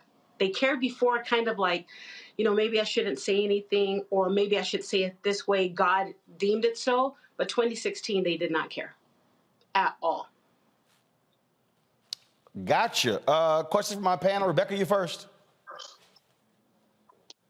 Okay, so I have a few questions, not just with your particular experience, but what even drew you into the Mormon Church, especially considering that one of the tenets of Mormon theology up until the 70s, Black folks couldn't get into heaven according to Mormon theology, or that righteous Black folks in the afterlife would somehow become white because of the curse of Cain and curse of Ham. What attracted you to the Mormon Church at 18, and what caused you to stay up until 2016? Good question. So you have to think, so I'm 18, I'm from San Antonio, Texas, which is a Bible Belt. So I grew up, going to a Black church. Well, I had a bunch of questions. And where I grew up, you can't ask questions. You just do what you're told, you mind your elders. But I had a car accident and I wanted to know what would happen if I were to die. And everyone just kept telling me, God will provide, God will provide. Well, I met some more missionaries and they gave me different answers. They said, well, this is what will happen when you die, and a lot of love bombing. But what people don't understand is Mormons had 6 discussions. They don't teach you that you're going to be white in the afterlife. They do not teach you about the curse of Cain. They don't teach you any racism. They teach you 6 discussions that talk about Jesus Christ, Joseph Smith, and God. It's later on that you start learning the other things. Well, by then, you're already in it. You think that maybe something's wrong with you. You're taught not to question God, that God knows more than you, and that other people know more than you. And as an 18-year-old kid, that made sense to me. I didn't like it, but, little by little, you start hearing different things. I went on a mission thinking that's what God wanted me to do. And then I guess it's like a bad marriage. You try to take the good stuff and go with the bad. You're thinking, it can't be that bad. Maybe this isn't true. Maybe this is God's church and that these people are just bad. It's not. Robert? I think people often, when they're not part of a religious tradition or aren't part of a kind of social group, tend to judge and say, well, how could you do that? I think as you were talking, I was thinking back to my own upbringing as being like Southern Baptist. When I say Southern Baptist, I'm not talking about the Southern Baptist now. I'm talking about that real old school Southern Baptist where they thought if women showed their ankles, they were prostitutes. That kind of Southern Baptist that I was raised into, and kind of growing out of that. What advice would you give to people who maybe did come up with a upbringing, whether Mormon or any other religion, that's very restrictive, very judgmental, very kind of deleterious to their mental health going forward, as to how they can get out of that and kind of find their self and develop their own relationship with whatever deity or spirituality they find later on, but not being so restricted and so caught into what they were taught growing up? I would tell them to think about what's important to them. When they stop caring about what other people think and they just start thinking about what makes sense to them and not what they were taught, it's going to be easier for them. And I think for me, finally not caring what people thought made it easy for me to leave, because Mormonism is huge. And that is culture. You're broken away from everyone. You're taken away from your family. You're taken away from your friends because you're taught that this is the only true church, and that God, I believed what I was taught, that they had actual prophets and apostles that were walking this earth, that they were literally talking to God. Yes, I believe that. And so I believe what they taught me, which is this is the only true church, and all the other ones have some truth, but we have the authority. And so I believe that. So I would tell people, start thinking for yourself. Don't think about what your parents, your friends, your boyfriends, your kids taught you. What do you think? What makes sense to you? And do you need religion? Like, do you really need that? What do you need? What actually makes you happy? Not what your parents told you or how you were brought up or your community. Because remember, religion is a community. You lose a lot. I lost a lot when I left that church because I had lost before. My aunties, my uncles, they weren't happy of me joining the Mormon Church when I had a Methodist preacher uncle. So. Scott. Yeah, so, but what was it about Mormonism? Because you were in that church for 30 plus years. What was it about Mormonism that kept you there for so long despite the racism? And secondly, by telling this story now, what are you hoping the future of Mormonism is, or do you even care? That's a lot of questions. So first of all, I do care. What I care about is truth. What I care about is awareness. You know, every time something happened, I would try to question them, and they would shut me down and saying that I wasn't spiritual enough, that I didn't believe in God. And so that messes with you. You're thinking, wait a minute, it's a huge church. There are some Black people in it. Maybe it is me. You know, maybe it is me. I don't have parents with me talking to me about it. I don't have aunties, cousins, aunts, uncles. It's me using my own experiences trying to figure out, well, what's going on here? It has some truth because of this. But what drew me to Mormonism at the time, as an 18-year-old, you know, if you're having a hard time growing up, you've got a lot of stuff going. San Antonio, it was high crime. There was a lot of things happening there. These people love bombed me. They told me that I was going to have a great life, that they're going to be there for me. They took me to dinner. They bought me. I'll admit that. They would take me places. I would spend a night at their house. It was great. Like, and they seemed to have great marriages. I didn't see any fighting and cussing, which I grew up around. So to me, I was like, maybe they're right. And, you know, it was like, I was telling my husband, it was like, when I was going to the other churches and asked questions, I got in a lot of trouble. But when I went to this church and had questions, they answered them, except when it was about race. But I just thought, when they tell me, it's just something you don't understand right now. God's going to help you later. In the afterlife, you're going to understand everything, which is weird because if you think about it, if there was prophet and apostles, they should have had those answers. But I took it. And so what I would tell people now is that it's not a safe place for Black people. It just isn't. Did you eventually marry somebody white? Or you married somebody Black? I married somebody Black first. I married a Black man, and now I'm married to a white man. All right. Well, church doesn't have. I do have a follow-up question. Rebecca, literally, I'm out of time, but okay, 20 seconds, real quick. Sure. So in 2012, when Mitch Romney became the Republican nominee, I noticed that it seemed like the Mormon Church was trying to do some rebranding. You were still in the church in 2012. Is that something that you noticed from the inside? Yes. They tried, and I know that they even gave some money to the NAACP, which didn't sit right with me because I told them, just because you gave money to the NAACP doesn't mean that you're supporting Black people. You're financially giving money to the NAACP. You should be helping the Black members within your congregation and address those issues. Gotcha. So yeah, there was a lot of rebranding. All right. Chanel Achenbach, we certainly appreciate it. Thanks a lot. You're welcome. All right, folks, coming up next, Tech Talk. Right here, Roland Martin Unfiltered on the Black Stud Network. You too, folks, y'all being way too slow. Hit the like button. We should easily be over 1,000 likes. Why do I have to say this every single day? Y'all all commenting. Hit the like button, then move on. Let's get to 1,000 likes or get to 1,500 likes, all right? Let's go. Back in a moment.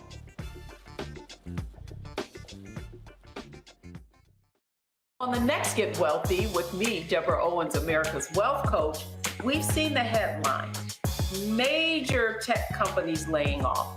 Google, Facebook, Twitter, just to name a few, and tens of thousands have been laid off as a result. On the next Get Wealthy, we take a look at what it means to recession-proof your career in tech. Joining me will be Tamika, and she's going to be sharing exactly what you need to do to turn anxiety into achievement. Shifting our mindset to thinking that only opportunities exist in big tech is something that we're going to have to like shift fast, because there's so many opportunities that are out there that we have to change the way we were thinking about our careers. That's right here on Get Wealthy, only on Black Star Network. Black Star Network is here. Oh, no punch! I'm real revolutionary right now. Thank you for being the voice of Black America. All momentum we have now, we have to keep this going. The video looks phenomenal. See, there's a difference between Black Star Network and Black-owned media and something like CNN. You can't be Black-owned media and be scared. It's time to be smart. Bring your eyeballs home. You dig? Pull up a chair, take your seat. The Black Tape with me, Dr. Greg Carr, here on the Black Star Network. Every week, we'll take a deeper dive into the world we're living in. Join the conversation only on the Black Star Network.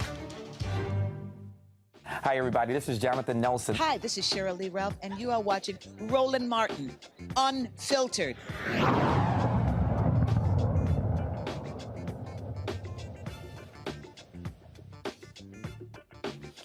A California man caught on tape trying to run over his neighbor is facing a hate crime charge. In this December 2021 surveillance video, Aquel Khan runs over Corey Brown, a black man, 6 times. Khan is serving time with the Alameda County Santa Rita Jail on charges of attempted homicide and assault with a deadly weapon. Tuesday, Alameda County DA's office tacked on the hate crime charges after further evidence found that Khan vandalized Brown's car with racial slurs, made racist threats, and had previously attempted physical assault. This is the second time Khan has been charged with an assault and hate crime. In August of 2021, Khan allegedly beat an Indian woman for speaking Hindi, punching her in the face until she lost consciousness. Yeah, I think his ass need to be in jail, Robert. Yeah, that's a bare minimum. I was just reading through the story, and I'm trying to understand, why does it take so long to root these people out? Why did they have to get their first try, a second try, a third try? It seems that as long as you don't kill the person the first time, then you get a pass in America. And until we start taking these issues seriously, start treating everybody the same way, we're going to continue to have these issues. I guarantee you that if that had been, he beat a little blonde-haired, blue-eyed white girl named Megan half to death, that he would have had a second try to do this. Again, look, you've got hate in America, and it's real. All right, y'all. Hundreds rally in for justice in New Jersey after a police-involved shooting kills another black man. Violence intervention specialist Najee Seabrooks was killed during a 4-hour altercation with police. Seabrooks was experiencing a mental health crisis on Friday when he barricaded himself in his Patterson, New Jersey apartment while wielding 2 knives when police shot him. Protesters rallied on Tuesday to demand the termination of the officers involved in the shooting and the release of body camera recordings of the incident. Patterson Healing Collective members, where Seabrooks worked, say they pleaded with police to let them speak with Seabrooks, but the officers refused.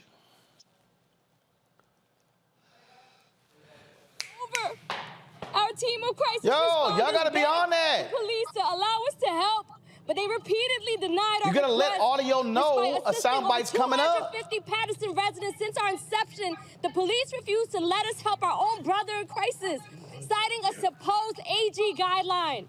If the police had allowed our trained professionals to handle the situation, our brother would still be alive. The New Jersey Attorney General's office is investigating this incident. This is what I do not understand, Rebecca. Why do you have officers on the scene where you have someone with a mental crisis and you don't have mental health experts leading it, and you don't let folk who the person know be involved to calm them down? This young brother literally worked for a health collective. So the people who showed up on the scene to actually assist were people who knew him intimately, also his coworkers, and they had the ability and the wherewithal to have intervened in the situation. He should still be alive. And one thing that I wanted to ask the police chief from Louisville earlier today, one thing that I think we need to be asking all of law enforcement, what is the future of policing? What should public safety look like? Because that's what all of us in the community is, what we're asking them, but we need to hear from them. What is their answer? Because clearly what we're doing now in this country is not working. Too many people are dying at the hands of the police, and it doesn't make sense. And the fact that they can't even release the body camera, I'm like, what are they waiting for? I really don't quite understand why these things continue to happen. Let's go to Washington, D.C., where a former Washington, D.C. police officer sergeant is charged with second-degree murder and a federal civil rights violation in the shooting death of a man in 2021. On Tuesday, Enos Jevrick pleaded not guilty to the charges. A judge released him on personal recognizance. Jevrick shot and killed a 27-year-old Antoine Gilmore, who was asleep in a car with a gun in his waistband, blocking traffic. Officers tapped on Gilmore's window, waking him up. Gilmore took off in the car. Jevrick fired several shots into the moving vehicle, which is against D.C. police policy. Jevrick has been placed on paid administrative leave since the shooting. The department confirmed he is facing life in prison. Okay, you're violating department policy. Hell yeah, you should be charged, Scott. They didn't even know the police policy. They saw the gun, and that frees them from any type of discipline or discretion or any common sense. When the car begins to move, that's another matter that frees them from any logical discretion or independent thought, because they automatically think it's a threat to them, and I can empty my 9mm into a moving car. With the gentleman who was asleep, you have him contained, and because he's got a gun, he's not threatening you with that gun. You're going to lie and say that in your report, but that's not exactly what happened here, and he's dead. What is the rush with these police officers? He was in no danger of getting away. You had 3, 4, 5 police cars there, just like in your prior case with the mental health breakdown. He barricaded himself in. What was the rush? Why wouldn't you let the people help them? They just have no independent judgment. You don't have a sergeant on. They're in a big rush. They want to use deadly force.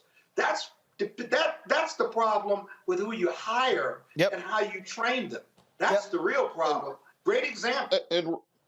Roland, just real quick on that same issue. This is what my issue is with the white pro-Second Amendment crowd, because the NRA should be intervening on behalf of this individual who was shot. Because if you are a pro-gun, quote-unquote, lobbying organization and have a legal defense fund, then what you should be doing is fighting for the rights of individuals who are firearms owners. But no, they do not stand up for people who are firearms owners. They stand up for white people and white supremacy in the gun industry. They don't give a damn about black gun owners. Because if they did, they would see a situation like this and say, well, we cannot have law enforcement shooting people simply for possessing guns. We are a pro-gun organization. We saw the same thing with Philando Castillo. We saw the same thing with Crawford in the Walmart case. They only stand up when it's time to protect the profits of gun companies and when it's time to stand up for white supremacy. And that's why I tell people all the time, do not join many of these white pro-Second Amendment organizations. Take your black dollars, take your interest to NAACP and to some of the other black gunners of America who are actually working for African American Second Amendment advocates. Folks, before,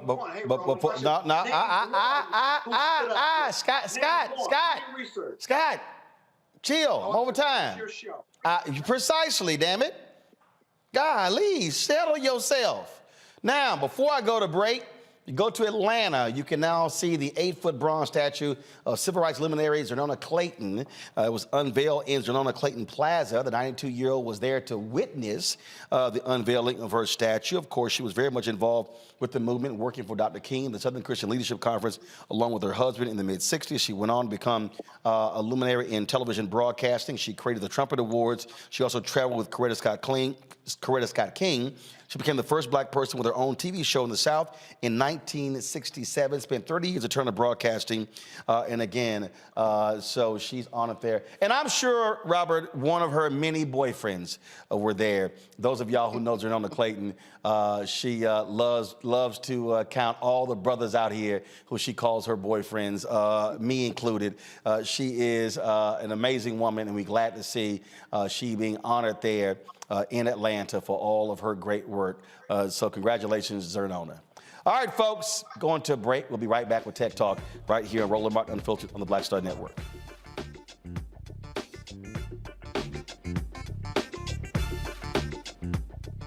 hatred on the streets. A horrific scene, a white nationalist rally that descended into deadly violence. White people are losing their damn minds. As an angry pro-Trump mob storms the U.S. Capitol, we've seen shooting. We're about to see the rise of what I call white minority resistance. We have seen white folks in this country who simply cannot tolerate black folks voting. I think what we're seeing is the inevitable result of violent denial. This is part of American history. Every time that people of color have made progress, whether real or symbolic, there has been what Carol Anderson at Emory University calls white rage as a backlash. This is the rise of the Proud Boys and the Boogaloo Boys. America, there's going to be more of this. Here's all the Proud Boys, guys. This country is getting increasingly racist in its behaviors and its attitudes because of the fear of white people. The fear that they're taking our jobs, they're taking our resources, they're taking our women. This is white fear.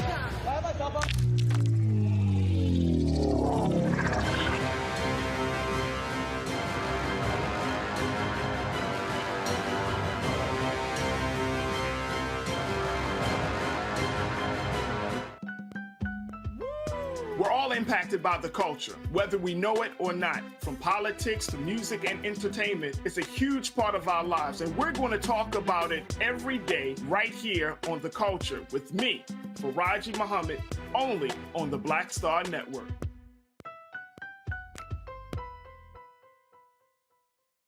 Hi, I'm Vivian Green. Hey everybody, this is your man Fred Hammond, and you're watching Roland Martin, my man, Unfiltered.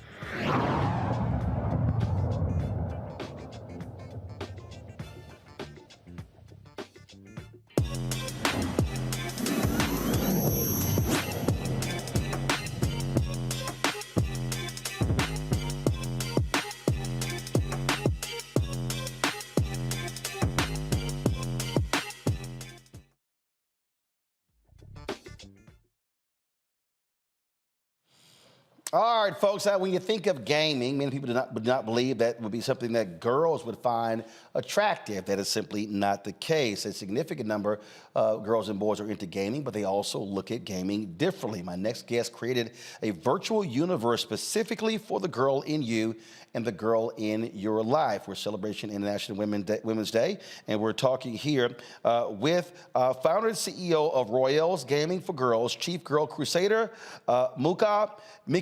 First of all, let's pronounce your last name. First of all, it's Muka Mikanoti Kimoto? You've got it right, Roland. All right, just making sure. All right, good. Okay, here we go. All right, so first of all, how did you embark on this path for this particular game? I love that question. Thank you so much. So you hit the nail on the head. We believe at Royals that all girls deserve to be bold and fearless and undaunted in their pursuit of their greatest potential. And we realized very early on, I happen to be a mom of a gamer girl, and realized very early on that our kids, as young as 2, are spending upwards of 6 hours a day on a mobile device, whether it's a smartphone or a tablet. And the realities of the pandemic, coupled with this increased digital media consumption, have resulted in a crisis, in my opinion, of unprecedented proportions. Our kids are experiencing depression and isolation, cyberbullying and body shame and poor self-esteem, and limiting mindsets around who they are and what is possible for them. And girls in particular seem to be disproportionately impacted. So as a parent, you can imagine, I have been looking for solutions that would offer more than just the pure entertainment.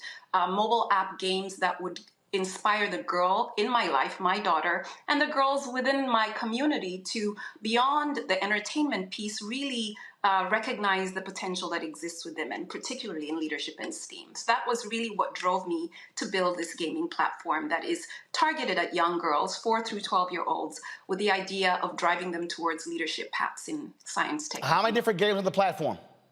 Sorry? How many different games on the platform? Oh my God, we probably have 6 or 7 different adventures that they can explore. Everything from a narrative that is anchored in a fierce avatar persona, Mara, who is on a mission to be the first global peace ambassador and commander-in-chief of her peacekeeping forces in her land. She's born into royalty, but has a big dream, like all girls do, which is to be on the first human mission to Mars. So the gamer or the learner, depending on who they are in interacting with the app, can delve into adventures, into quests, into learning experiences that explore Mara's journey. They can check out what a day in the life of a real astronaut, a real NASA scientist, like the person who narrated Mara's story, Dr. Crystal Johnson, who's actually head of technology and research investments at NASA, what a day in her life looks like. They can leverage tech that is built into their mobile device, like augmented reality, to beam their avatar persona into their actual play space and chat with that avatar persona over a variety of really meaningful and inspiring topics.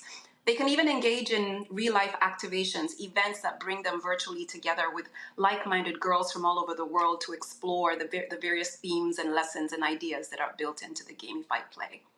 Questions from our panel? Rebecca, you first. Sure. Can you talk more about the gameplay? Is it like puzzles?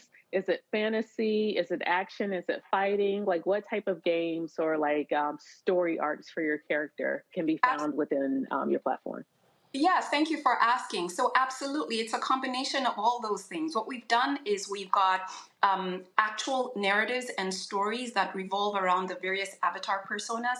Our current version of the game is anchored in one avatar persona, but we've got 13 that we've built out, each with lives that revolve around science, tech, engineering, the arts, and math. So there's a story component, and the gamer is immersed in that environment of that particular avatar using 3D technology and augmented reality technology and some AI and voice that really makes it an immersive experience. There are a lot of, there's some puzzle type activities. There's an actual Mars adventure where the gamer actually travels to Mars on a quest to Mars with their avatar persona and gets to work with a rover that is built to the specifications of the rovers that we actually have on planet Mars at the moment, navigating that rover over the terrain, learning about planet Mars, having to solve some challenges that astronauts traveling to the planet would have to deal with once they landed on the planet and were looking to establish a human presence there for an extended period of time. There's even a quest that the avatar takes the gamer on to meet her real-life role models in science, tech, engineering, the arts, and math. So this gamer can be a fly on the wall in conversations that the avatar has with the head of tech at NASA or an AI guru at AWS or a clinical trials expert in the United Kingdom, even a gender justice activist in South Africa. Leaders in their own right, real life human beings who are leading and thriving and excelling in STEM and STEAM life paths, who primarily are females or non-binary individuals. So it's a combination of experiences that not only inspire them to explore STEM and STEAM focused life paths, but also drive a sense of social, emotional well-being and confidence and curiosity in exploring leadership pursuits. Robert? At the stages. Robert? Absolutely. I think this is outstanding. One thing I noticed, when we were kids, me and my sister played video games together all the time. But then when we got to about 11 or 12, her interest changed. I kept going.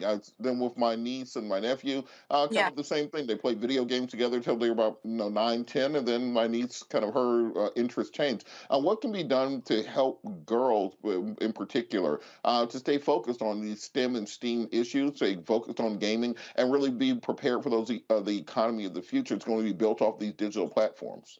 Yeah, that's a great question. The research is telling us that gendered notions of intelligence that are picked up really early are affecting our girls' life pursuits. In fact, I think the numbers say that as young as 6 years old girls are thinking that brilliance is much more likely in boys. By middle school, their interest in STEM and STEAM subjects plummets, so that by the time they reach high school, very few of them are actually exploring those career paths, those subjects, and ultimately those career paths, even though we know some of the most lucrative, most impactful opportunities are in STEM and STEAM fields. And I really feel like the way that we can influence their mindsets is to meet them where they are, which is in play. Play is how, especially gamified play, that's how they create, that's how they connect, that's how they learn, that's how they have fun. Essentially, their entire worlds, whether it is the social piece, the education piece, the entertainment piece, revolves around that mobile device. And that's really what's driven us towards building these gamified learning adventures that